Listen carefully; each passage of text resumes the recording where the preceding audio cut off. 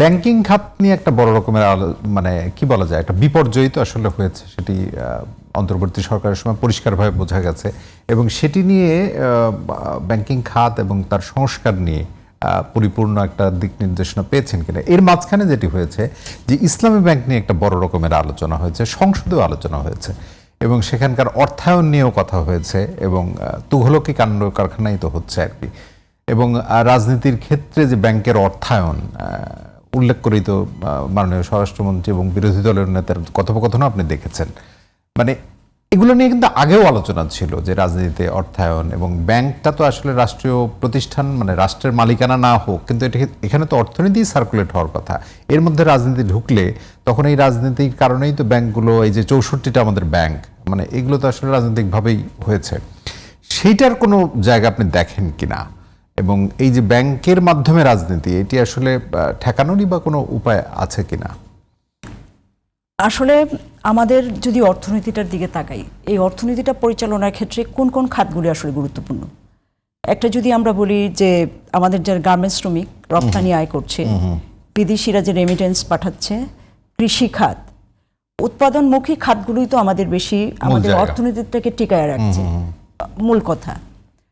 আর banking সেক্টরটা তো টিকে থাকতো আসলে আমাদের রাজনৈতিকভাবে যদি আমরা ইভেন আমাদের জাতীয় বর্জুয়া শ্রেণীটাও যদি একটু শক্তিশালী হইতো, দেশপ্রেমিক হইতো এবং আমাদের রাজনৈতিক দলগুলোও যদি দেশপ্রেমিক হইতো, ব্যাংকিং সেক্টরে এই লুটপাটটা হয় না। প্রায় ব্যাংক থেকে তো আপনার খেলাপি ঋণ প্রায় হচ্ছে আপনার 6,44,000 টাকা হচ্ছে আপনার খেলাপি ঋণ। তো এই যে ব্যাংক বেড়েছে, কিন্তু কমেনি, বেড়েছে, আরো বেড়েছে, অভ্যুত্থানের পরে কমেনি, অভ্যুত্থানের পরে বেড়েছে। ব্যাংকগুলোকে মানে এই যে খেলাপি ঋণ এবং যারা নিচ্ছে তা সবাই শক্তিশালী, সবাই প্রতিষ্ঠিত, তাদের কিন্তু কারোরই কিছু হচ্ছে না। এবং ব্যাংকগুলোর যারা মালিকানায় আছেন বা সরকারি ব্যাংক সবকিছু, যারাই ঋণগুলো নিচ্ছে তারা প্রত্যেকেই শক্তিশালী এবং যারা হচ্ছে টাকাটা পাচার করেছে, টাকা পাচারের আমরা সবাই কিন্তু চিনি তাদেরকে এবং সবাই খুব ভালো নাম জানি, কিন্তু তারা কিন্তু বহাল তবিয়তে আছে। অন্তর্বর্তীকালীন সরকারও তাদেরকে টাচ করে নাই, একটু মানে সোহাব কিছু কথাবার্তা বলছে, আর এই সরকারেও কিন্তু তাদের ব্যাপারে কোনো উদ্যোগ তারা নিবে না। ফলে এইভাবে যদি ব্যাংক লুটপাট হয়ে যায়, মানে জনগণের টাকাই তো ব্যাংকে থাকে, আবার সেই জনগণের টাকাই কিন্তু যে বাজেট, ঘাটতি বাজেট পূরণ করার ক্ষেত্রে একটা বৈদেশিক ঋণ আছে, আরেকটা হচ্ছে ব্যাংক থেকে আভ্যন্তরীণ থেকে নিবে, যেটা আর কি সঞ্চয়পত্র এবং অন্যান্য জায়গা থেকে, যে ব্যাংক তো অলরেডি শেষ, টাকা নতুন করে ছাপায়া দিতে হচ্ছে। ফলে এইটা তো একটা রাজনৈতিক সদিচ্ছা থাকতে হবে ব্যাংকগুলোকে সার্ভাইভ করানোর। এখন আরেকটা বিষয় হচ্ছে আমরা দেখেছি ইসলামী ব্যাংকের ক্ষেত্রে আর কি, তো সেটা আমরা চাই ভালো করে তদন্ত করে যে এই টাকাটা কিভাবে আসলে একটা সুনির্দিষ্ট রাজনৈতিক দল তাদের নির্বাচনী ইয়েতে ব্যয় করলো, সেটাও আমরা চাই। আবার ব্যাংক ধসে যাক সেটাও আমরা চাই না।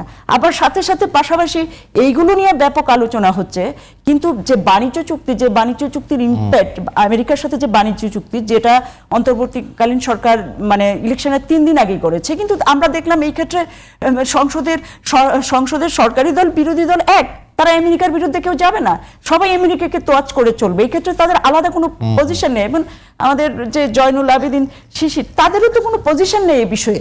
ফলে তারা তো স্পষ্ট করে এগুলো বলতেছে না। এইটারও তো একটা ইম্প্যাক্ট আমার হচ্ছে বাজেট এবং অর্থনীতিতে বিশাল ইম্প্যাক্ট, কারণ আমাদের ডেয়ারি থেকে শুরু করে, আমাদের কৃষি থেকে শুরু করে, আমাদের মানে পোলট্রি থেকে শুরু করে, গরুর খামার থেকে সবকিছুর সাথে আমাদের সাথে আমেরিকার সাথে কম্পিট করতে পারে আমাদের দেশের এই খাত এবং এই শিল্পটা তো ধ্বংস হয়ে যাবে।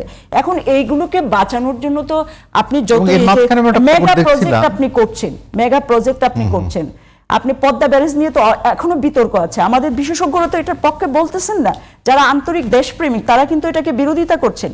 কিন্তু কই আপনি উৎপাদনমুখী কৃষি যেসব এলাকা আছে, আমার এলাকা যেমন হাওড় এলাকায় কৃষি এলাকা, এখানে তো কোনো শিল্প নাই। কৃষি এলাকাগুলোতে কৃষি এলাকা ভিত্তিক, আপনি উন্নত দেশগুলো চীন থেকে সহ বিভিন্ন জায়গায় দেখেন কৃষি এলাকা ধরে শিল্প গড়ে উঠেছে। আমাদের দেশে তো এখানে কোনো শিল্প গড়ে তোলার কোনো পরিকল্পনা নাই, উপরন্ত আমাদের শিল্প ধ্বংসের চেয়ে পায় তারা। এর আগে সরকার 26টা রাষ্ট্রায়ত্ত পাটকল, 6টা চিনিকল বন্ধ করেছে, কিন্তু এইগুলোর জন্য কিন্তু আমরা অন্তর্বর্তী সরকার আমরা বলছিলাম অভ্যুত্থানের পরে এগুলো আপনারা চালু করেন, একটাও চালু করলো না। আমাদেরকে কথা দিল, কিন্তু কোনটাও চালু, কেউ এই শিল্পটা উৎপাদন যেটাতে আপনার অর্থনীতি টিকে থাকবে সেইটার মধ্যে ফাটকা অর্থনীতি নিয়ে আর কি, সেইটা নিয়ে হচ্ছে সবারই একটা মনোযোগ আর কি।